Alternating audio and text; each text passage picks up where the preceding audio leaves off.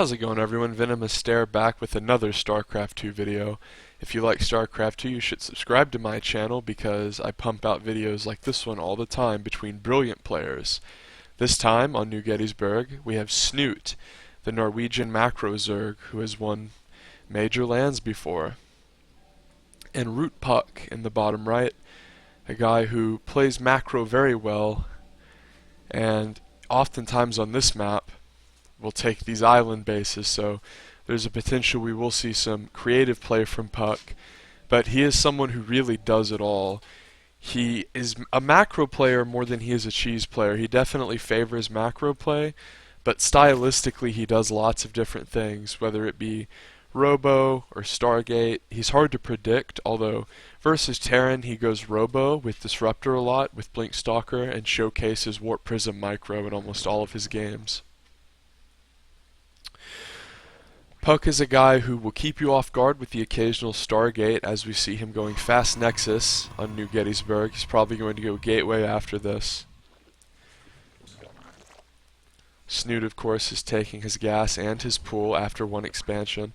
The reason that Snute elected to take this base first is because if Protoss really wants to, they can block this natural for an absurd amount of time. They can run around with the probe for over 10 seconds because the hatchery is so big where the probe doesn't actually have to stay in the middle. It can kind of skirt around the edges. But more importantly, it can build a pylon. It can get to very low health and just build a pylon. This is something that we saw in Wings of Liberty, start of StarCraft 2's original kind of expansion, I guess you could say. The vanilla game, before Heart of the Swarm and before Legacy of the Void, we saw that Protoss players would probe scout and then delay the natural of the Zerg, because oftentimes in Wings of Liberty the third base was obscured by rocks or very hard to defend or something silly. But on New Gettysburg it's relatively easy to defend, so not really that big of a deal for Snute. Snute will come in and scout the Cyber Core and 2 gates with expansion. Not really a big deal for Snute. I'm sure he expected this or something very similar.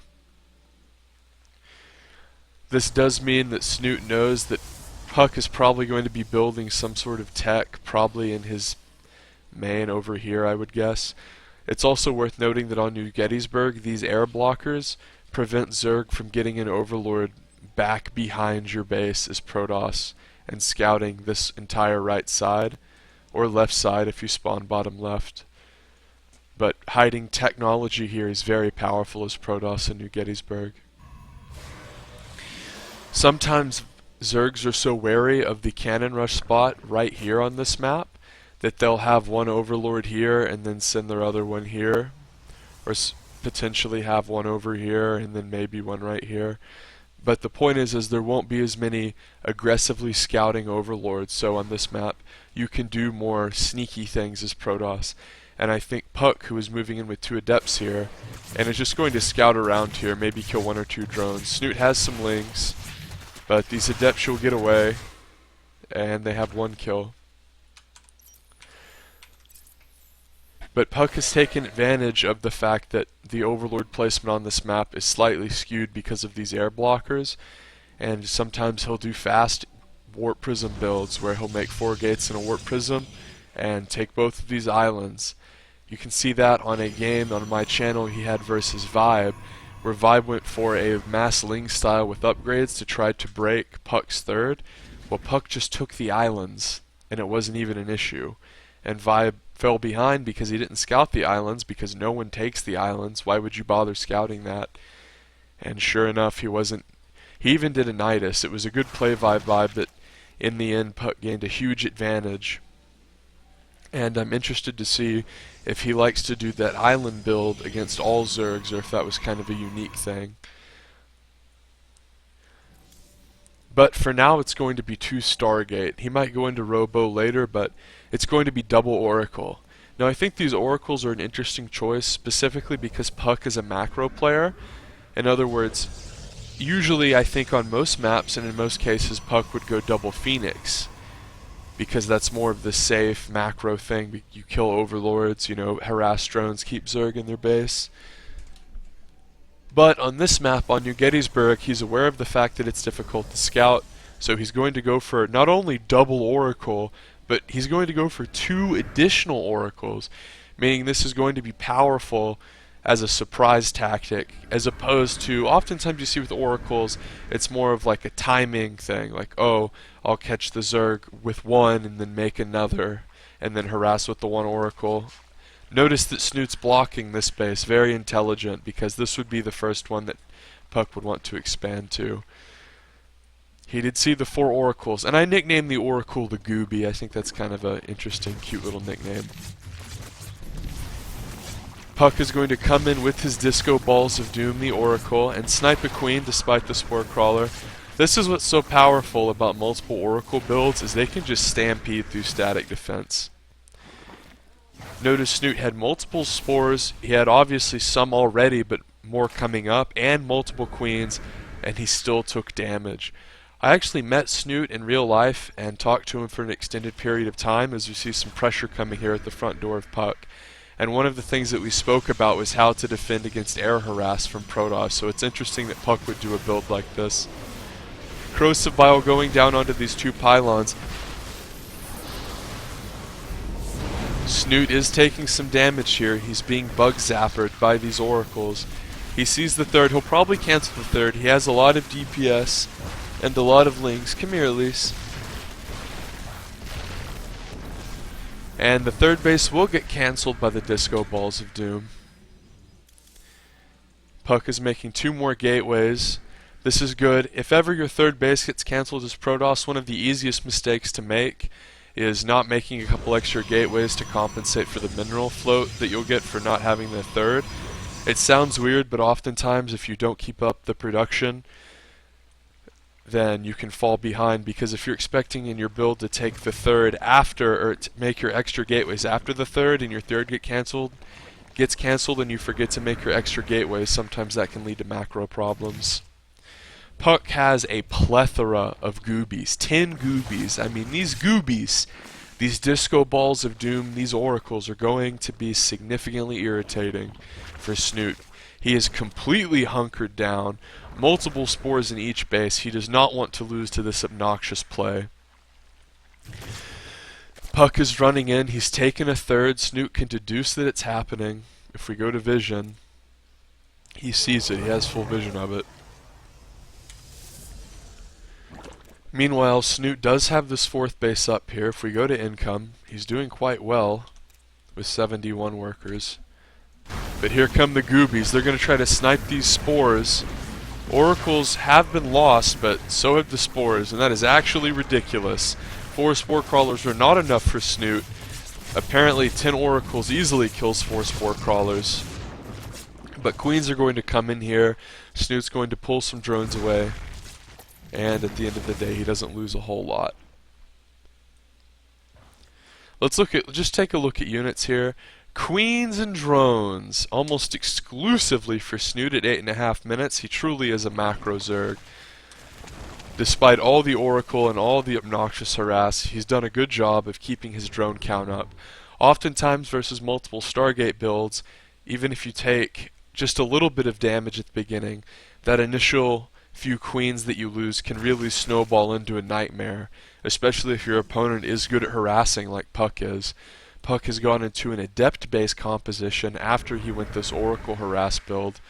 Notice he still retained a large amount of his Oracles. This is very important, because even if your opponent goes mass static or anti-air defense, you can still make lots of these stasis wards.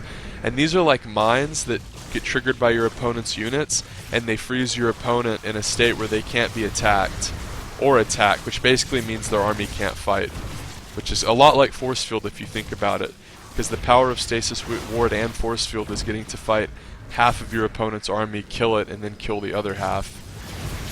So one of the Stasis Ward goes off and traps 3 roaches, but Snoot's going to come forward and try to defend, but these Oracles are going to do a disgusting amount of DPS. LiquidSnute does have tons of queens like a good old macro Zerg, and he's going to come forward. These queens are exceptional defensively, but a big Stasis Ward goes off and freezes a lot of Snoot's units, and at this point Snoot defends very well, but he doesn't have a lot of creep, so he can't really rally forward and completely deflect the harass, much like the Russians would have been in the position of if they did not have the help of the Lend-Lease Act, as we see Puck going into not only Robo, but Robo Bay. He already has a Robo, so he's going to go into 2 Robo Disruptor, presumably. He's laying Stasis Wards down. This is great because he knows that Snute is probably going to swing in and try to attack his third. This is going to make Snute's attack kind of just disjointed and clanky. This is also good against Ling counters. Perhaps if Snute were to attack the natural and then go up at the third, then that would be a good move for the wards as well. So the ward traps a few Lings right away. So boom, look at this. Snute is without his Lings. This is a huge deal. The Lings are a big deal in this composition because it's really what Snute's relying on to meet shield. He doesn't have a whole lot of roaches. He really wanted Puck to have to constantly backpedal or waste force fields on Lings. But without Lings, Puck can actually fight him straight up with this many Adepts and Oracles, but the Lings unfreeze. Now they're going to go into potential overcharge. More Lings get frozen, and the overcharge is probably going to come very soon here. Puck at any time, and there's the gauntlet. It gets thrown, double overcharge. So all of a sudden, lots of DPS at the Protoss front door, but Snute intelligently focus fires with these Lings. A lot of Lings still frozen, potentially making a difference here, but more Lings pouring in. Double Disruptor coming. He has 2 more that just finished. This is a huge deal. Puck needs to get big Disruptor shots. Here they come. Boom. Decent shot coming out, getting 3 Ravagers there. Ooh, 1 more Ravager dies there, but at this point, I think Puck might just hold by the hair of his chin. But if we go to income, 44 workers. Puck is at a huge worker disparity. 3 pylons come up. So Puck might have held literally here and in spirit, but in terms of the counterattack, I think that Snute might have the advantage, because if we go to upgrade, Snute's doing fine. His Hive Tech finished. This is going to be very difficult for Puck to maneuver his way out of. He doesn't have any minerals left in his main, but he's going to see what he can do here with his Oracles. Lots of Queens already out for Snute. He has a lot of good defensive creep spread. 2 Spores, of course, even at his 5th base. This island base is on the way for Puck. He ferried a probe over. Good move. Snute is maxed. Puck is only at 123 supply. If we go to units, Snute has Vipers. This is going to be very powerful because Blinding Cloud is very hard to deal with. Stasis Wards are coming down. Snute has a maxed out Zerg army with a nice composition. Force fields go down, and Stasis Wards are going to do what they can, but Snute has an incredible amount of Zerg, and not even Puck's excellent micro is going to be able to deflect all this infinitely. And if we go to income, Puck lost a lot of workers in that 3rd base attack.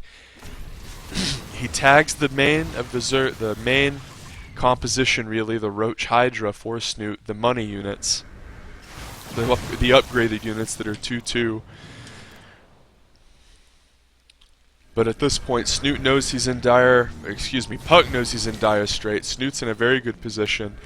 Puck's going to move up to his 3rd, get his Disruptor yanked. Force fields come down for the Protoss. Another nice Stasis Ward catches a few Lings. Double overcharge, but like I said, there's just so much Zerg. Force fields get crushed by Ravagers, and Snute's big mid-game attack sways it for him. Puck GG's. Great game. Make sure you subscribe for more.